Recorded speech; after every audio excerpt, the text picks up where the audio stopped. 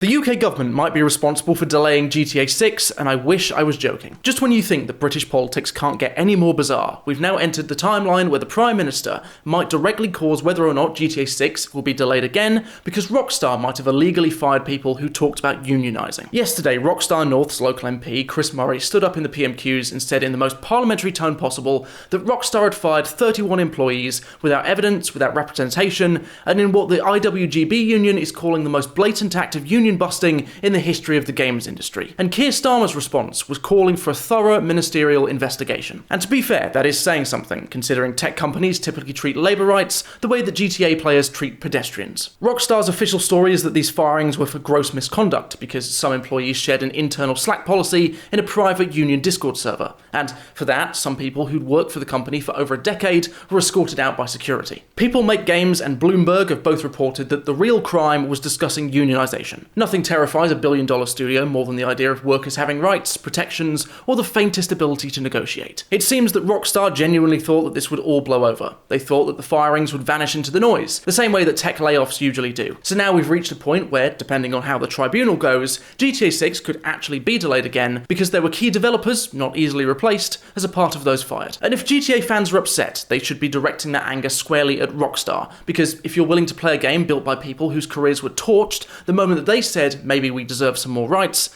then maybe you do deserve the delay. The irony is almost too much to take. GTA, a franchise built on the fantasy of sticking it to the corrupt organisations, capitalism and exploitative power structures, is now being held hostage by a corporation allegedly firing workers for doing exactly what the protagonists of the game would do: organise, resist and refuse to be treated like disposable cogs. And I'll be honest, I didn't expect Labour to take a stand this strongly. A Prime Minister publicly backing unions, calling out unfair practices and promising ministerial investigation? No, that was not on my December bingo card, but I am glad it's happening. If a company as large, wealthy and culturally influential as Rockstar can fire 31 workers without explanation and expect no consequences, then no worker in any industry is safe. As they say, play stupid games, win stupid delays.